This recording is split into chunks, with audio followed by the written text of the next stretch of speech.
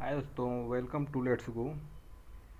आइए आज देखते हैं सामाजिक अध्ययन से अति महत्वपूर्ण प्रश्नों को, जो कि जूनियर शिक्षक भर्ती के लिए अति महत्वपूर्ण है। पॉइंट ऑफ व्यू से यह वीडियो बनाया गया है। शिक्षक भर्ती को देखते हुए संभावित प्रश्न हैं, आने की पूरी संभावना है। यहाँ से वेद से और सभ्यता से 2 प्रश्न आने हैं और सिलेबस के हिसाब से यह समान अध्ययन बनाया गया है। चलिए देखते हैं। पहला आपका पॉइंट है, आर्य शब्द का अर्थ है। आर्य शब्द का अर्थ श्रेष्ठ है। पॉइंट 2 है, सबसे पुराना वेद कौन सा है? इसका आंसर हो जाएगा ऋग्वेद। सबसे पुराना वेद ऋग्वेद है। पॉइंट 3 है, सर्वाधिक ऋग्वैदिक सूक्त समर्पित है। सर्वाधिक ऋग्वैदिक सूक्त समर्पित है। इनसे आंसर हो जाएगा इंद्र को। क्या दोस्तों? इंद्र को। पॉइंट 4 है, उपनिषदों का मुख्य विषय है। उपनिषदों का मुख्य विषय है। इसका आंसर हो जाएगा दर्शन। क्या दोस्तों? दर्शन। पॉइंट 5 है, गोत्र शब्द का प्रयोग सर्वप्रथम हुआ था।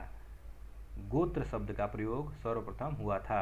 इसका आंसर हो जाएगा ऋग्वेद में। गोत्र शब्द का प्रयोग ऋग्वेद में हुआ था सर्वप्रथम।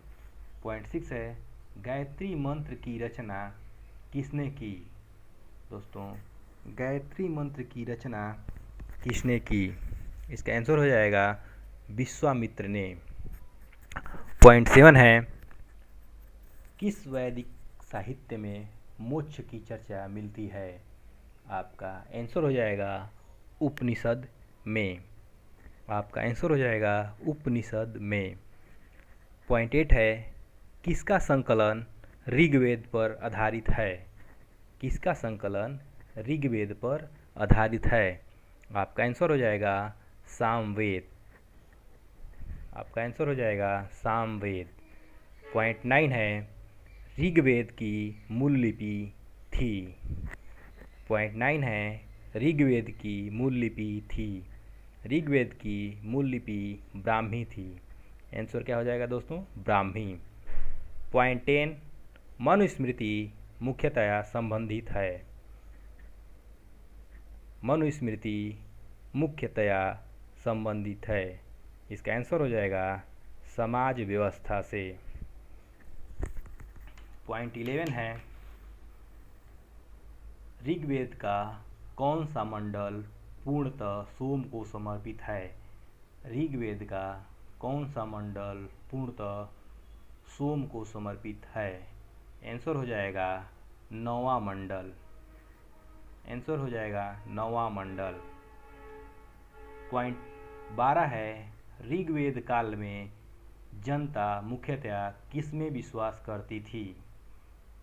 ऋग्वेद काल में जनता मुख्यतया किसमें विश्वास करती थी? आंसर हो जाएगा बलि एवं कर्मकांड में। आंसर हो जाएगा बलि एवं कर्मकांड में। पॉइंट 13 है, यज्ञ संबंधी विधि विधानों का पता चलता है। यज्ञ संबंधी विधि विधानों का पता चलता है। आंसर है यजुर्वेद में। इसमें दोस्तों यजुर्वेद में।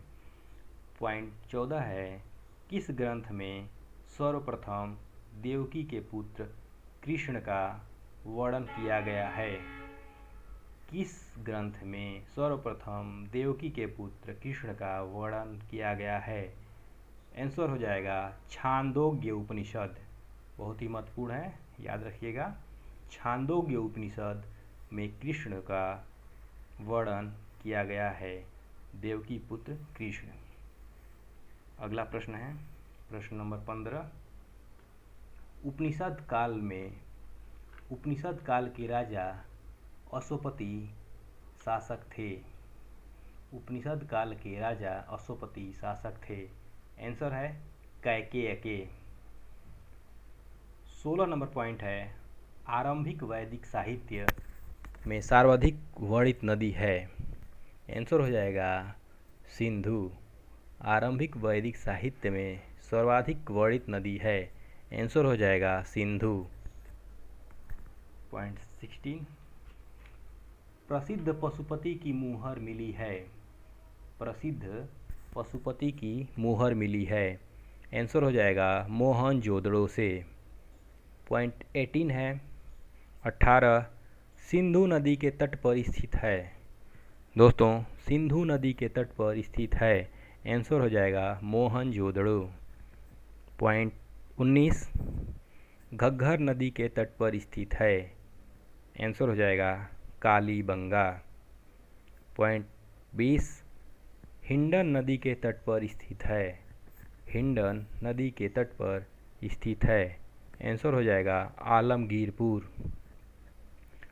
पॉइंट 21 है, सिंधु घाटी सभ्यता मानव इतिहास के जिस काल से संबंधित है वह है?